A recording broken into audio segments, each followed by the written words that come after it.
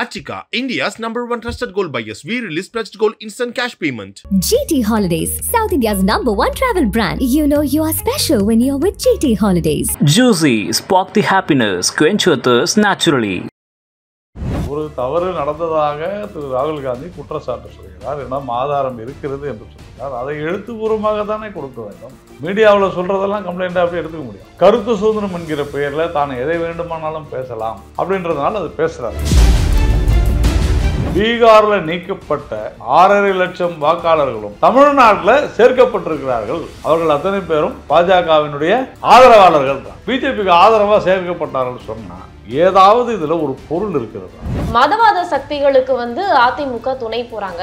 அதிமுகவுடைய ஸ்விட்ச் பாக்ஸ் பாஜக கிட்ட இருக்கு அப்படின்னு அவர் தான் சார் பிரஸ் மீட்ல கொடுத்திருக்காரு. இதுவரையிலும் உங்களுக்கு மதவாதமா தெரியாது, இன்னைக்கு மதவாதமா தெரிஞ்சா நம்ம என்ன செய்யணும்? எங்களுடைய கூட்டணி என்பது ஒரு தனி நபரிடம் அல்ல, ஒரு கட்சியோடு. அந்த கட்சியில் இருக்கிறவர்கள் வெளியேறினாலோ அவர்கள் ஏதாவது சொன்னாலோ அதை அவரவர்கள்ட்ட தான் நீங்க கேட்கணுமே தவிர என்னை கேட்டு பிரயோஜனம்.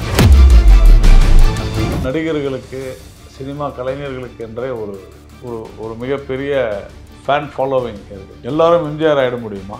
அவரே சொல்லியிருக்காரு சார். 1967 77 அந்த மாற்றம் 2026 சட்டமன்ற தேர்தலில் வரும். அது எல்லாரும் சொல்லுவாங்கள்ல, சொல்லி தான் ஆகணும். இப்போ என்ன கேட்டிங்கன்னா நாங்கள் ஜெயிக்க மாட்டோம்னு சொல்லுவோம்னா யாராவது நான் தோற்றுருவேங்கன்னு சொல்லுவாங்களா? அதனால் மக்கள் தெளிவாக இருக்கிறார்கள். சினிமா என்பது வேறு, அரசியல் என்பது வேறு, ஓட்டு என்பது வேறு. அவர் ஒரு ஃபெயில்டு பொலிட்டிஷியன். கலாட்டா நேயர்களுக்கு வணக்கம். இன்று நம்மோடு பேசுவதற்காக பாஜக மாநில தலைமை செய்தி தொடர்பாளர் நாராயண் திருப்பதி அவர்கள் இணைந்திருக்கிறார். அவரோடு பேசலாம். சார் வணக்கம். வணக்கம் சார். நேற்று தேர்தல் ஆணையம் தரப்புல ஒரு விரிவான விளக்கம் கொடுக்கப்பட்டிருக்குது. ராகுல் காந்தி தரப்புல ஒரு வாக்குறுதி கொடுக்க முடியுமா அப்படின்னு கேட்டிருக்காங்க. எப்படி சார் பாக்குறது? ஒரு தேர்தல் ஆணையம் கேட்பதில் என்ன தவறு இருக்கு? ஒரு தவறு நடந்ததாக திரு ராகுல் காந்தி குற்றச்சாட்டு சொல்கிறார். என்னம் ஆதாரம் இருக்கிறது என்று சொல்கிறார். அதை எழுத்துப்பூர்வமாக தானே கொடுக்க வேண்டும். மீடியாவில் சொல்றதெல்லாம் கம்ப்ளைண்ட் அப்படி எடுத்துக்க முடியும். அப்போ உங்களுடைய புகார் உண்மையிலேயே இருந்தால் ஆதாரத்தோடு, இதுவே ஒரு ஆதாரம் தானே சார். வீடியோ கான்ஃபரன்ஸ் போட்டு பிரஸ் மீட்ல சொல்லியிருக்காங்க. கோர்ட்டில் நான் கையெழுத்துலாம் போட்டு கொடுக்க மாட்டேன்னு சொன்னா எடுத்துப்பாங்க.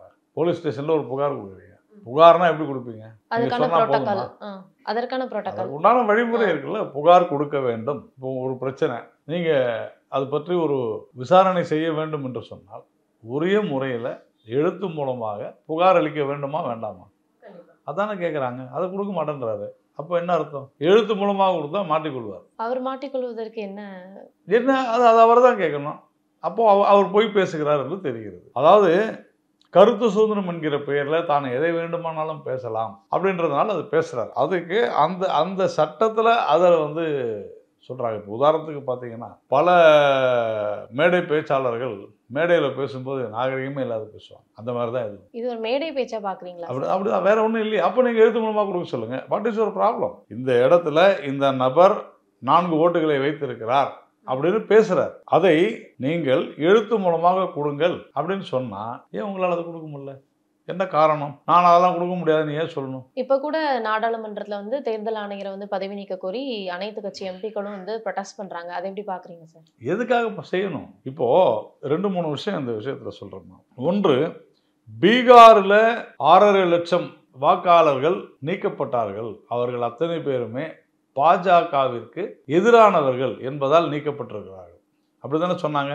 இன்னொரு ஆர்குமெண்ட் என்ன சொல்றாங்க? அடுத்ததா பீகாரில் நீக்கப்பட்ட 6.5 லட்சம் வாக்காளர்களும் தமிழ்நாட்டில் சேர்க்கப்பட்டிருக்கிறார்கள்.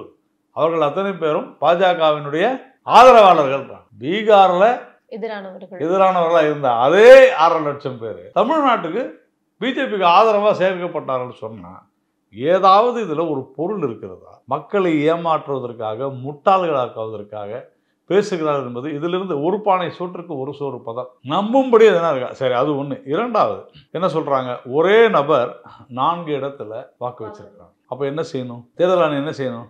அதை சரி பண்ணணும், திருத்தம் பண்ணணும். 3 பேர் 3 இடத்துல இருக்க ஓட்டை எடுக்கணும். சரிதானே? திருத்தம் செய்யணும். இப்போ என்னுடைய வாக்கு கூட ஏற்கனவே மயிலாப்பூரில் இருந்துச்சு. நான் தேர்தல் ஆணையத்துக்கு எழுதினேன். இந்த மாதிரி நான் வேளச்சேரி தொகுதிக்கு நான் அடையாறு போயிட்டேன். மயிலாப்பூர்லேருந்து அடையாறு, அது வேளச்சேரி தொகுதியில் வருது. அப்போது அங்கே என்னுடைய வாக்கு வேண்டும் என்று நான் ஆதாரத்தோடு ஆன்லைனில் நான் போட்டால் என்னுடைய வேலைச்சேரியில் வாக்கு வந்துருச்சு. ஆனால் துரதிருஷ்டவசமாக மயிலாப்பூரில் இருந்த வாக்கு அப்படியே நிற்குது. அப்போ எனக்கு நோட்டீஸ் அனுப்புகிறாங்க தேர்தல் ஆணையம். உங்களுக்கு அனுப்புனாங்களா? ஆமாம், இங்கே இதை நீக்குங்கன்னு. அப்போ நான் சொன்னேன், ஆல்ரெடி நான் இதை நீக்க சொல்லி எழுதி கொடுத்துருக்கிறேன்னு மறுபடியும் கொடுத்தா நீக்கிட்டாங்க. இப்போது நான் என்னுடைய வாக்கை நீங்கள் ஏன் நீக்கினீர்கள்னு கேஸ் போட முடியுமா? சொல்ல முடியுமா? வாக்கை நீக்கி இருக்கிறாங்க. இன்னைக்கு கூட அதுக்கான விளக்கம் கொடுத்துருக்காங்க. 0 அட்ரஸ்ன்னு சொன்னது உண்மையிலேயே இந்த நாட்டில் சில பேருக்கு அட்ரஸே இல்லாத கூட இருக்கிறாங்க, பிளாட்ஃபாரங்களில் இருக்கிறாங்க. அவங்களுக்கு கூட நம்ம வாக்கு கொடுத்துருக்குறோம். அதில் ஒரு கேள்வி சார், இப்போ நிறைய பேர் சாலையோரம்ல இருப்பாங்க, அதனால நான் 0ல போட்டிருக்கேன். அப்போ மோடி அவர்கள் ஆட்சிக்கு வந்தா நிறைய பேருக்கு வீடு கட்டி கொடுப்போம் அப்படின்னு சொல்லியிருந்தாரு. அன்னைக்கு 1000 இருந்தது, இன்னைக்கு 100 குறைஞ்சிருக்கும். சரி, ஆனா எல்லாருக்கும் வீடு கட்டி கொடுக்கப்படும்னு சொல்லியிருக்காருல்ல? எல்லாருக்கும் இல்லைம்மா, உங்களுக்கு தான் தெரியுமே. அனைவருக்கும் வீடு திட்டத்தில் மாநில அரசு யாருக்கு அடையாளம் காண்பிக்கிறதோ அவர்களுக்கு. இது எப்படி தகுதியுள்ள நபர்கள்னு எடுத்துக்கலாமா சார்? யாருக்கு தேவையோ, பயனாளிகள் யாருக்கு தேவையோ அதை கொடுத்து கொண்டிருக்கோம். அதையும் மாநில அரசு தானே அடையாளம் காண்பிக்குது. பயனாளிகளை அடையாளம் காண்பது மாநில அரசு தான். எந்த ஒரு மத்திய அரசினுடைய திட்டமாக அதுதான் கூட்டாட்சி தத்துவ முறை. அதைத்தான் நாம் செய்து கொண்டிருக்கிறோம். அப்போது உங்களுக்கு ஒரு ஏன் நீங்கள் வாக்கை எடுத்தீர்கள்னு ஒரு பக்கம் கேள்வி கேட்குறாங்க, இன்னொரு பக்கம் எதற்காக சேர்த்தீர்கள்னு கேட்குறாங்க. என்ன உங்கள் ப்ராப்ளம்? ஒரு இதை இப்போ நான் சொன்ன ஒரு 100 நபரை சொல்லி ஒரு வயதான ஒரு பெண்மணியை, it was a clerical error வருது, ஏஜ் ப்ராப்ளம், அதை சரி பண்ணுவாங்க.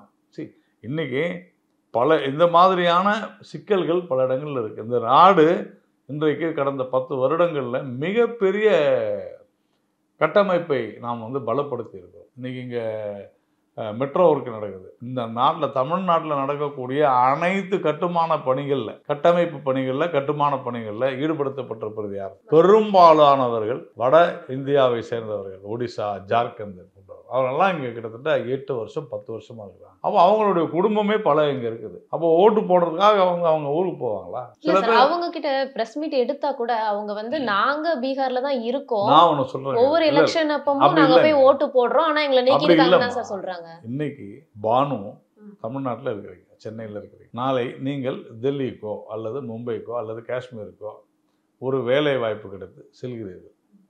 நீங்கள் என்ன பண்ணுவீங்க? உங்கள் ஓட்டு அங்கே தானே மாற்றிப்பீங்க. கண்டிப்பாக பெர்மனெண்ட்டாக இருக்கிறோன்னா மாற்றிக்குவோம். நான் சொல்கிறத புரிஞ்சுங்க. நீங்கள் 4 வருஷம் கழித்து திருப்பி வரதா இருந்தால் கூட, இப்போ ரொம்ப சிம்பிள், நான் மயிலாப்பூர்லேருந்து வேலை செய்கிறேன்னு சொன்னேன், அதே தானே. இங்கேருந்து நான் டெல்லி, எல்லாம் ஒன்று தான். இந்தியா முழுக்க நம்முடைய நாடு. கண்டிப்பாக சார். நான் எங்கு வேண்டுமானாலும் என்னுடைய வாக்கை, என்னுடைய உரிமையை செலுத்த முடியும். அப்படி இருக்கும் பொழுது நீங்கள் யார் சொல்வதற்கு இது செய்யக்கூடாதுன்னு, அது அவர்களுடைய விருப்பம். ஆனா நீங்க 6 லட்சம் பேர் போட்டாங்கன்னு பொய் தானே சொல்றீங்க. எப்படி பொய்ன்னு சொல்றீங்க அப்படின்னு சொன்னா, உங்களுடைய வாக்கிலிருந்தே அது வருகிறது. அங்கிருந்து 6 லட்சம் பேர் பிஜேபிக்கு எதிர்ப்பாளர்கள், இங்க அவங்க ஆதரவாளர்கள்ன்றது ஒரு அப்சர்டா தெரியலையா உங்களுக்கு? இல்லாஜிக்கலா தெரியலையா? இவ்வளவுதான் விஷயம். சார், இன்னைக்கு தமிழ்நாட்டுல பாஜக எந்த அளவுக்கு அந்த ஓட்டு பெர்சன்ட் ஏறும் அப்படின்னு நினைக்கிறீங்க சார்? கடந்த முறை நாங்கள் குறிப்பாக பாராளுமன்ற தேர்தலின் போது கூட நம்ம போட்டியிட்ட போது திமுக, அதிமுக நாம் நின்றோம்.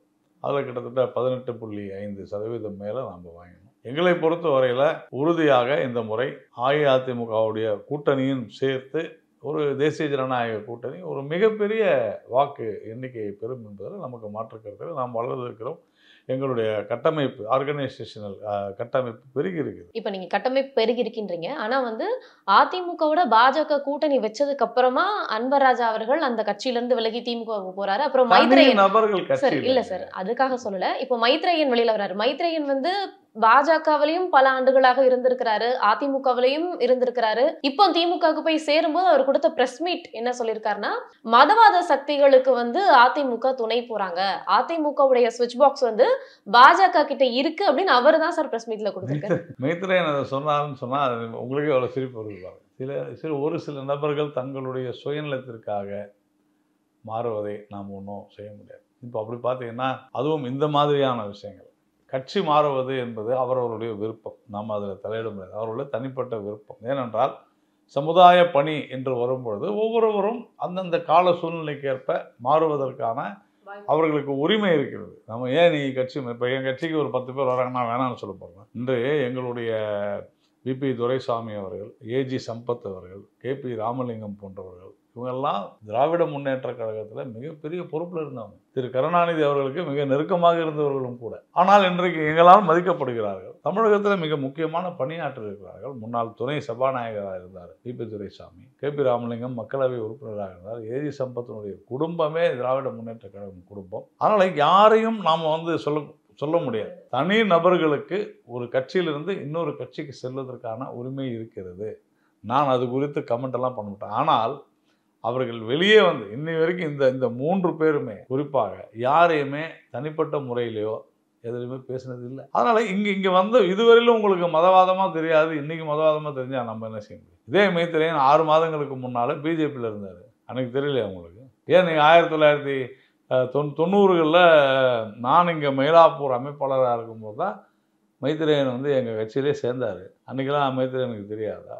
எல்லாவற்றையும் விட ஒரு 3 முறை எனக்கு தெரிந்து தமிழ்நாட்டில் வேறு எந்த கட்சியுமே அப்படி ஒரு வாய்ப்பு கொடுத்துருக்காரு. முன்னாள் முதல்வர் ஜெயலலிதா அவர்கள் 3 முறை மாநிலங்களவை உறுப்பினராக வாய்ப்பு. அது நம்ம என்ன செய்ய முடியும்? அதையும் தாண்டி அவர் செல்கிறார் என்று சொன்னால் அவரைத்தான் சில கேள்விகள் கேட்க வேண்டும். என்னை நீங்கள் கேட்டு பிரயோஜனம். ஓகே சார், அது இப்போ மைத்ரேயன் அப்படின்னு பார்த்துக்கிட்டா ஓகே சார், அவர் பாஜகல இருந்திருக்காரு, அதிமுகல இருந்திருக்காரு, மாறி மாறி அவருடைய மனநிலையும் இருந்திருக்குன்னு பார்க்கலாம். அன்வராஜா அப்படிங்கிறவரு அந்த கட்சியில எம்ஜிஆர் காலத்துல இருந்து இருக்கிறாரு. ஒரு மிகப்பெரிய தலைவர். அது வந்து கட்சியில ஒரு தாக்கத்தை கண்டிப்பா ஏற்படுத்தும். அதுவும் இல்லாம ஒரு சிறுபான்மை இனத்தை சேர்ந்தவரா இருக்கிறாரு. அவர் வெளியில வரும்போது பாஜக அதிமுக கூட்டணி பிடிக்கலையோ அப்படிங்கிற ஒரு கேள்வியும் எழுது. அதையும் தாண்டி இதை வந்து கட்சி தலைமை பொறுப்புல இருக்கக்கூடிய EPS அவர்கள் உணரலையா? தொடர்ந்து கட்சியில இருந்து நான் உங்கள்கிட்ட ஒரு விஷயம் மறுபடியும் அதான் சொல்றேன். எங்களுடைய கூட்டணி என்பது ஒரு தனி நபரிடம் அல்ல, ஒரு கட்சியோடு. அந்த கட்சியில் இருக்கிறவர்கள் வெளியேறினாலோ அவர்கள் ஏதாவது சொன்னாலோ அதை அவரவர்கள்ட்ட தான் நீங்கள் கேட்கணுமே தவிர என்னை கேட்டு பிரயோஜனம் இல்லை. ஒரு தனிநபருடைய வெறுப்புகளுக்கெல்லாம் நம்ம பதில் சொல்ல முடியாது. அப்போது நீங்கள் அந்த கட்சியில் ஒருவராக உங்களை நீங்களே ஏற்றுக்கொள்ளவில்லை. அன்வர் ராஜாவே அந்த கட்சியில் இருக்கிறதா அவரே ஏற்றுக்கலன்னு அர்த்தம். அவ்வளோதான். அப்படி இல்லை சார். இப்போ அன்வர் ராஜா, மைத்ரேயன் இப்படி வெளியில இது மட்டும் இல்லாமல் ஒரு 7 பேர் வெளிவருவதற்கான வாய்ப்பு இருக்கு அப்படின்னு சொல்லிட்டு செய்தி வந்துச்சு. இதெல்லாம் ஒரு மக்கள் மத்தியில் ஒரு அதிருப்தி ஏற்படுத்தல சார். ஏற்கனவே அதிமுக 4 பிளவுபட்டு கிடக்குது. கட்சி தாங்க முக்கியம், தனி நபர்கள் இல்லைங்க. நான் மறுபடியும் சொல்றேன், நீங்க இன்னும் அதை புரிஞ்சிக்கல. இன்னைக்கு நான் அதனால தான் 3 பேரை சொன்னேன். திராவிட முன்னேற்ற கழகத்திலிருந்து பாரதிய ஜனதா கட்சிக்கு வந்த 3 நபர்களை மிக முக்கிய பொறுப்பு வகிதல்ல சொன்னேன். திமுக அதுக்கு பிறகு ஆளுங்கட்சியாக வந்துச்சு. அதனால இவங்க செஞ்சு தவறுன்னு ஆயிடுமா? கிடையாது. அவர்கள் அந்த கட்சியை விட்டு வந்திருக்கிறார்கள். நீங்கள் தனி நபர்கள் வருவதையெல்லாம் போட்டு குழப்பிக்கொண்டு நீங்கள் அதை கட்சியோடு சேர்த்து பார்க்காதீர்கள். இவ்வளவுதான் விஷயம். யாருமே நீ வந்து ஆகணும்னு கட்டாயப்படுத்த முடியாது. யாரையுமே நீ வரக்கூடாதுன்னு சொல்ல முடியாது. அது ஜனநாயகமும் அல்ல.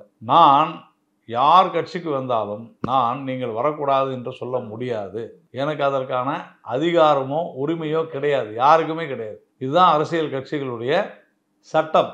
எலெக்ஷன் கமிஷனே ஒத்துக்காது. நாங்கள் உங்களை கட்சியினுடைய உறுப்பினராக ஏற்றுக்கொள்ள முடியாது. யாரை சொல்லுவீங்கன்னா கிரிமினல் குற்றவாளிகளை ஏற்றுக்கொள்ள முடியாது. அதெல்லாம் சட்டத்திட்டத்திலே இருக்கு. இந்த காரணத்தினால இந்த ஜாதியினாலேயோ அந்த மதத்தினாலேயோ அல்லது நீங்கள் இன்னொரு கட்சியில் இருந்தீங்கன்றதுனாலேயோ நான் உங்களை ஏற்றுக்கொள்ள முடியாதுன்னு சொல்வதற்கு எங்களுக்கே உரிமை இல்லை, சட்டம் இல்லை. அதனால் நீங்கள் அதை குழப்பிக்காதீங்க. யார் வேணாலும் வருவாங்க போவாங்க, அது ஒரு பெரிய விஷயமே இல்லை.